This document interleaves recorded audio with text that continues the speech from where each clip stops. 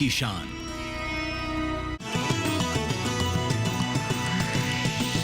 DD किसान, बदलते भारत की शान।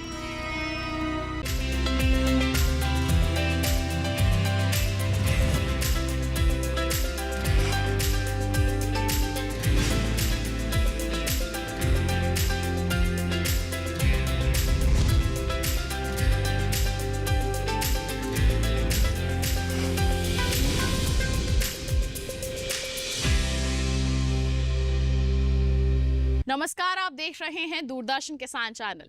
सफल किसान कार्यक्रम में मैं अदिति शर्मा एक बार फिर हाजिर हूं एक और कामयाब किसान की दास्तान आपके लिए लेकर।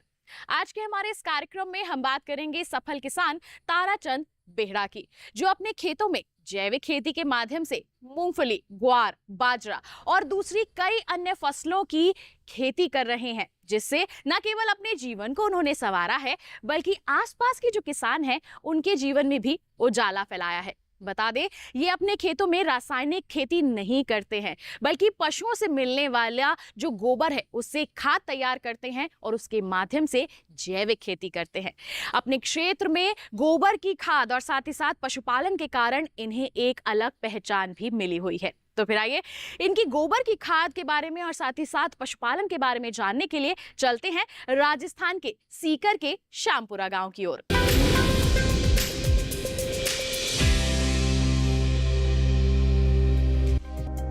राजस्थान का सीकर जिला यूं तो खाटू श्याम भगवान के मंदिर के लिए प्रसिद्ध है। बड़ी बड़ी हवेलियों के कारण इसकी एक अलग पहचान है।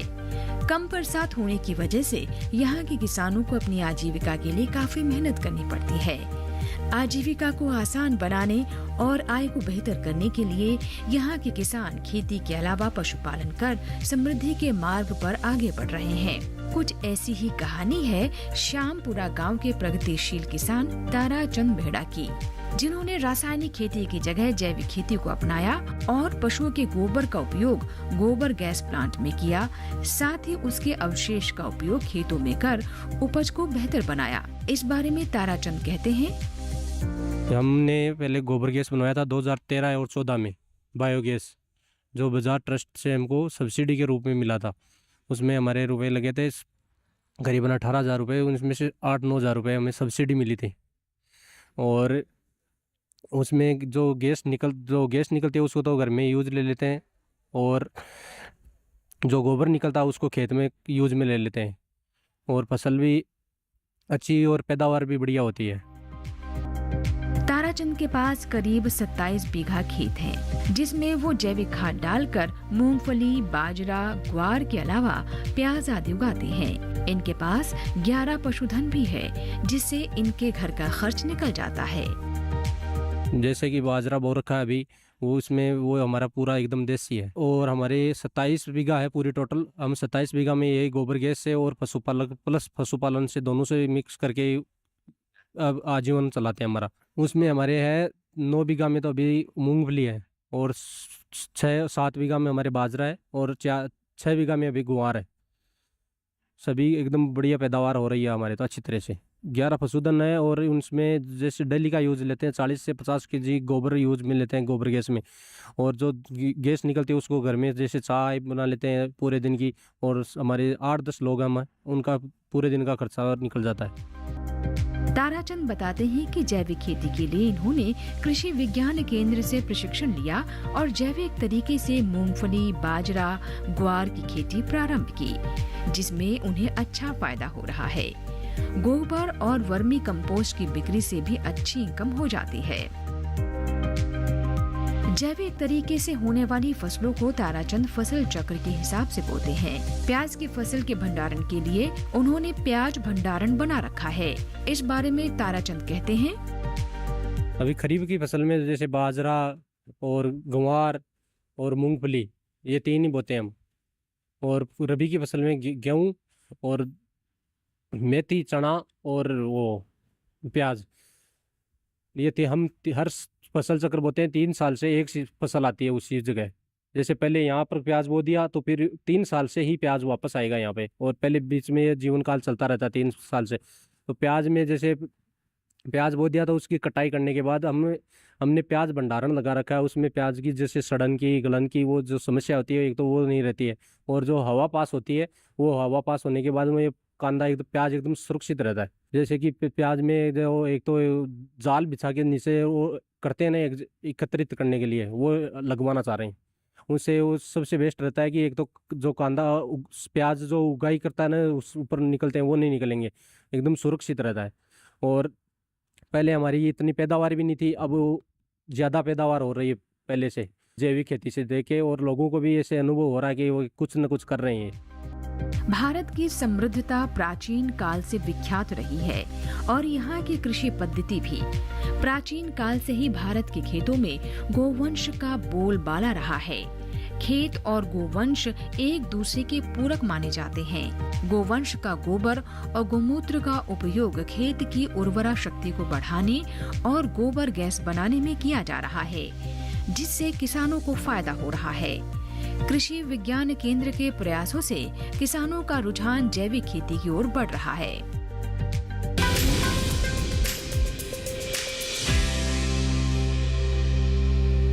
अब वक्त हो चला है कार्यक्रम में एक छोटे से ब्रेक का। आपका ही मत जाइए।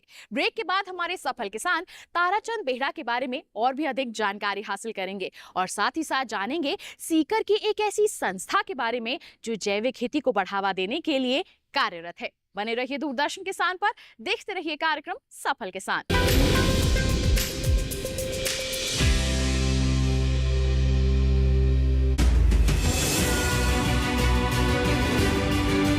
एक ऐसा मुकाम जहां जुड़ते हैं कृषि के कई आयाम,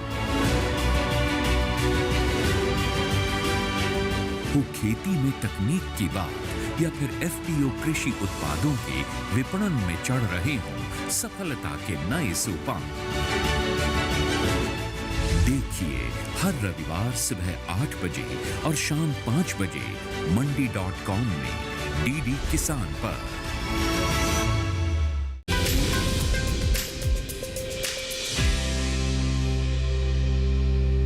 ब्रेक के बाद दूरदर्शन किसान के कार्यक्रम सफल किसान में आप सभी का फिर से स्वागत। आइए कार्यक्रम को आगे बढ़ाते हैं, हमारे सफल किसान के बारे में और अधिक जानकारियां हासिल करते हैं और साथ ही साथ उस संस्था के बारे में भी जानकारी हासिल करते हैं जो सीकर में जैविक खेती को बढ़ावा देने के लिए कार्यरत है। आइए कार्यक्रम को आगे बढ़ाएं।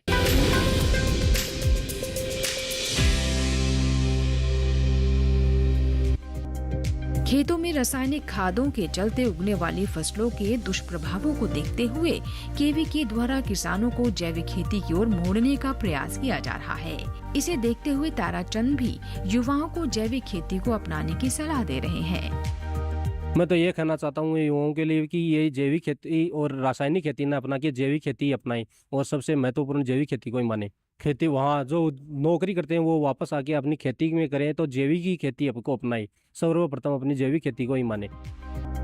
किसानों की आय को दुगुना करने की दिशा में काम कर रही केंद्र व राज्य सरकारों की योजनाओं का लाभ किसानों को मिल रहा है।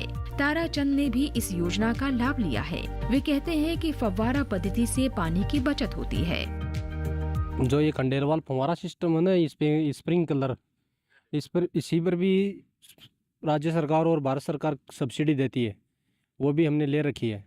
और जैसे ये जो आती है ना पशुओं के लिए जो खेत के चारों ओर करते हैं तारों के, वो तार वाली तार खिंचाई, उसकी भी सब्सिडी ले रखी है। पशु चारा खेली है उसके पर भी सब्सिडी ले रखी है बजाज ट्रस्ट से।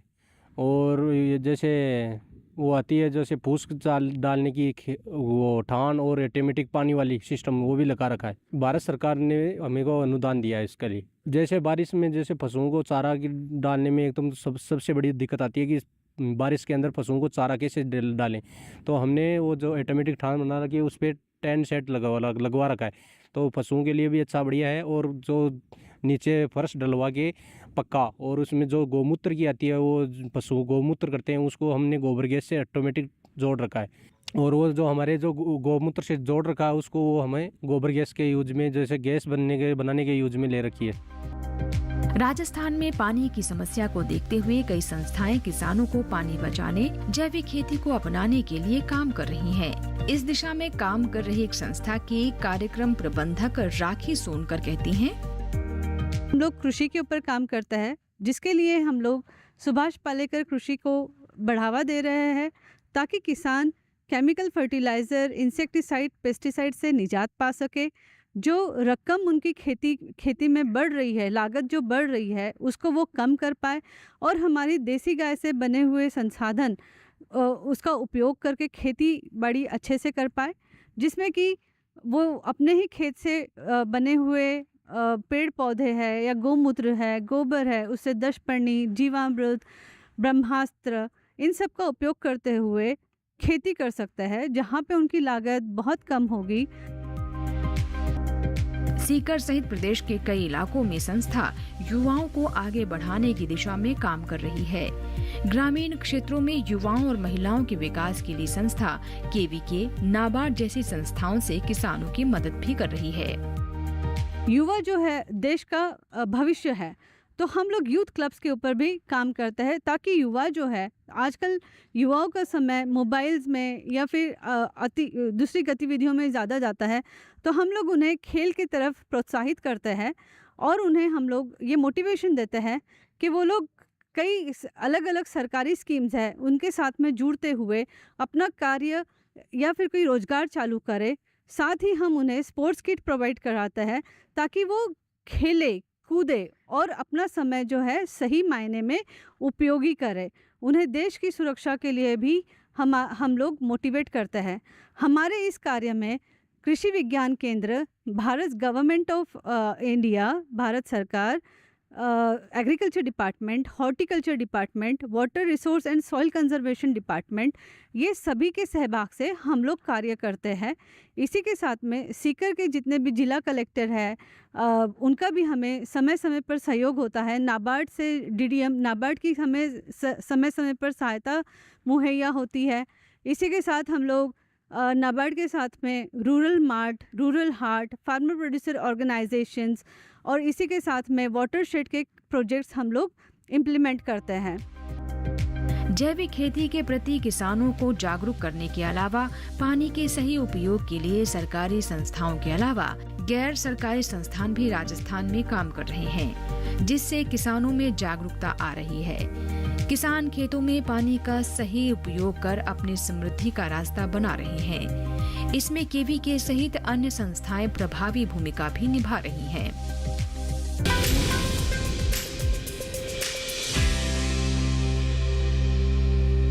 अब कार्यक्रम में वक्त हो चला है एक और छोटे से ब्रेक का। आप कहीं मत जाइए किसान भाइयों बहनों। ब्रेक के बाद हम जानेंगे कि कृषि उत्पादन को बढ़ावा देने के लिए, साथ ही साथ हमारे किसानों को आगे बढ़ाने के लिए, उनकी आय में वृद्धि करने के लिए किस तरह से कृषि विज्ञान केंद्र और नाबार्ड प्रयास कर रहे हैं। बने रहिए दूरदर्शन किसान पर, देखते रहिए कार्यक्रम सफल किसान।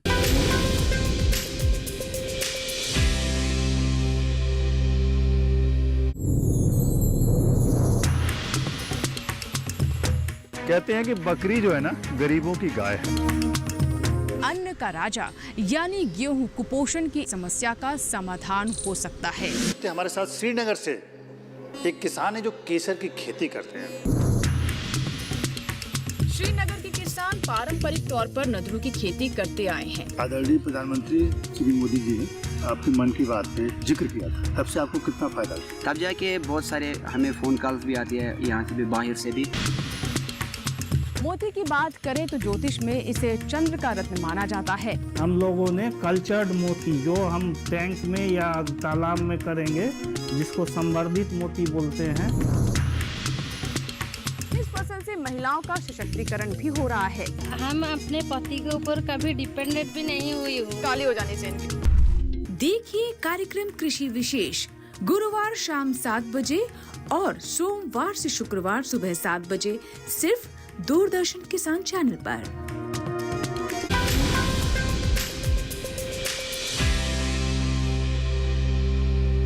ब्रेक के बाद दूरदर्शन किसान के कार्यक्रम सफल किसान में आप सभी का फिर से स्वागत। आइए किसान भाइयों बहनों, कृषि विज्ञान केंद्र और साथ ही साथ नाबार्ड के प्रयासों का जायजा लेते हैं। किस तरह से वो किसानों को आगे बढ़ने में मदद कर रहे हैं, इसके बारे में जानते हैं।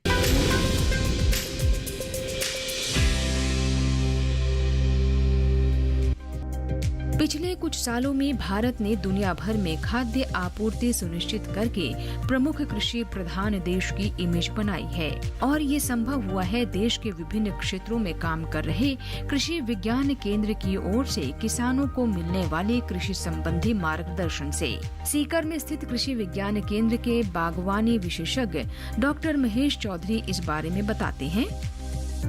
आज हम आए हैं, एक हमारे प्रगतिशील किसान हैं ताराचंद जी बेड़ा, जो सीकर के ही एक गांव है, वहाँ के निवासी हैं।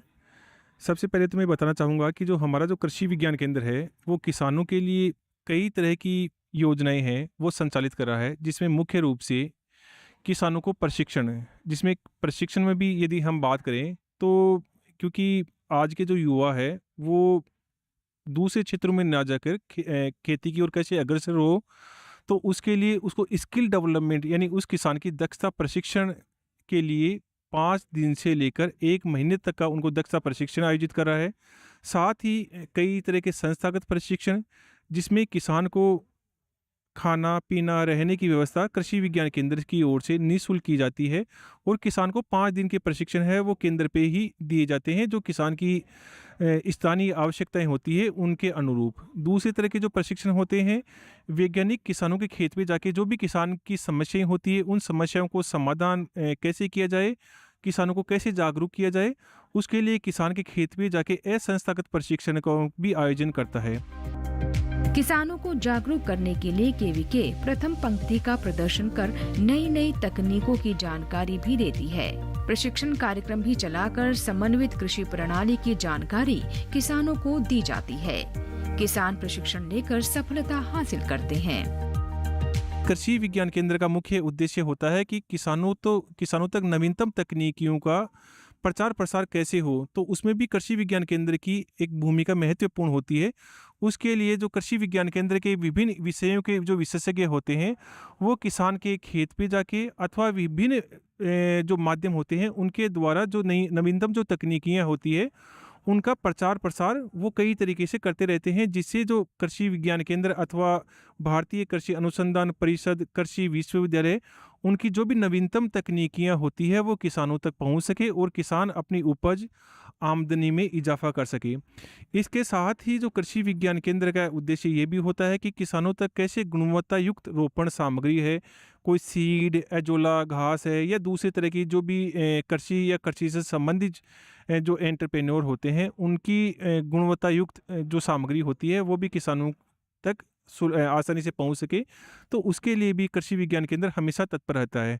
साथ ही कृषि विज्ञान केंद्र का मुख्य उद्देश्य ये भी होता है कि जो भी किसान की समस्याएं होती हैं जो स्थानीय लेवल के ऊपर, उन स्थानीय लेवल पे समस्याओं के समाधान के लिए किसान के खेत पे जाके ऑन फार्म ट्रायल का भी आयोजन करता है, जो किसान की तकनीक और जो इम्प्रूव जो टेक्नोलॉजी होती है उनके कॉम्बिनेशन, उनके सामंजस्य को बिठाकर उस तकनीकी का जो किसान के खेत पे लगाई जाती है, यदि वो तकनीक अच्छी होती है तो उनका प्रचार प्रसार किया जाता है। साथ ही फ्रंट लाइन डेमोस्ट्रेशन, प्रथम पंक्ति प्रदर्शन, समूह प्रथम पंक्ति प्रदर्शन के भी आयोजन करता है, जिसमें किसानों को जो भी नवीनतम जो तकनीकियां होती है, चाहे उसमें कोई बीज हो अथवा कोई तरह की तकनीक हो, तो उनका प्रचार प्रसार भी कृषि विज्ञान केंद्र के द्वारा किया जाता है।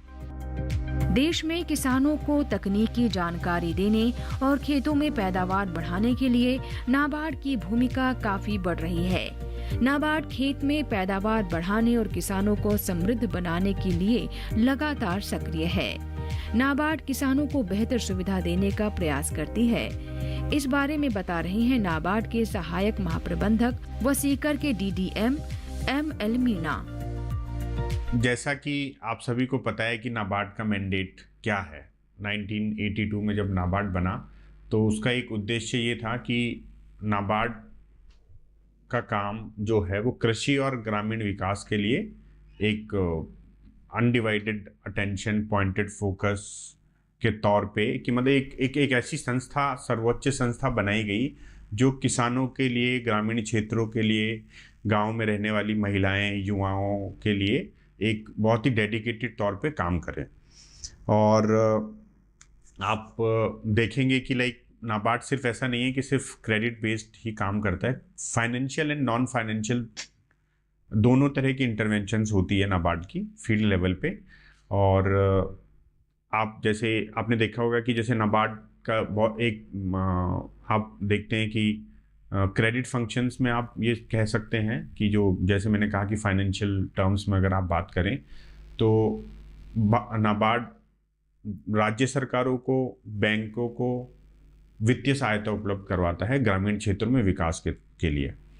तो ग्रामीण क्षेत्रों में अगर जैसे राज्य सरकारों की बात करें या चाहे आप देख लीजिए केंद्र सरकार की बात करें तो जैसे स्वच्छ भारत मिशन है, प्रधानमंत्री आवास ग्रामीण योजना है, लॉन्ग टर्म इरिगेशन फंड है अभी जो रिसेंटली, जिससे कि बहुत काफ़ी बड़े एरिया में इरिगेशन फैसिलिटीज़ क्रिएट हुई हैं।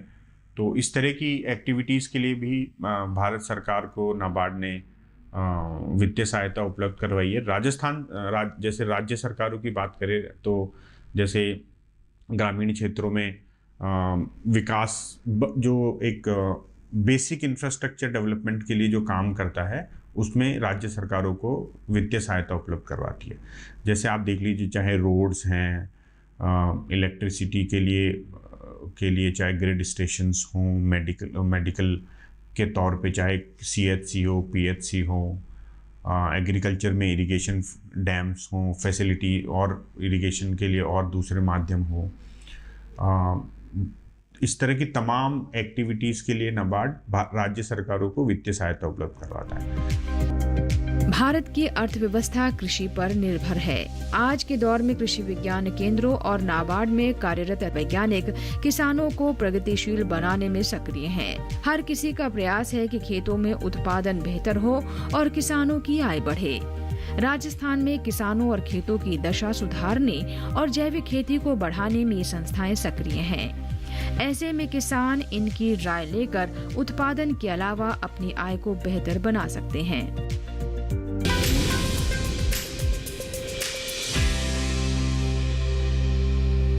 तो ये था हमारा आज का कार्यक्रम सफल किसान, जिसमें हमने हमारे सफल किसान ताराचंद बेहड़ा की दास्तान को जाना है। अगर आप भी इनसे प्रेरित हुए हैं तो निश्चित तौर पर आप भी अपनी खेती किसानी में अब कुछ अलग कीजिए और सफलता के परचम को लहराइए। साथ ही साथ आपको बता दें कि ऐसी ही कोई दास्तान आप हम तक पहुंचाना चाहते हैं तो आप हमें ईमेल कर सकते हैं। ईमेल आईडी है safalkisan@gmail.com या फिर आप हमें पत्र भी लिख सकते हैं।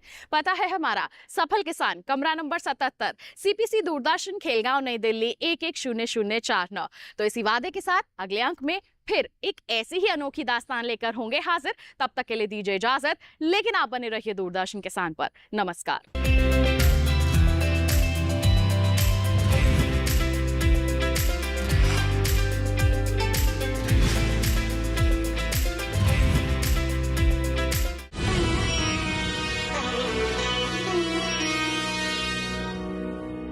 नमस्कार।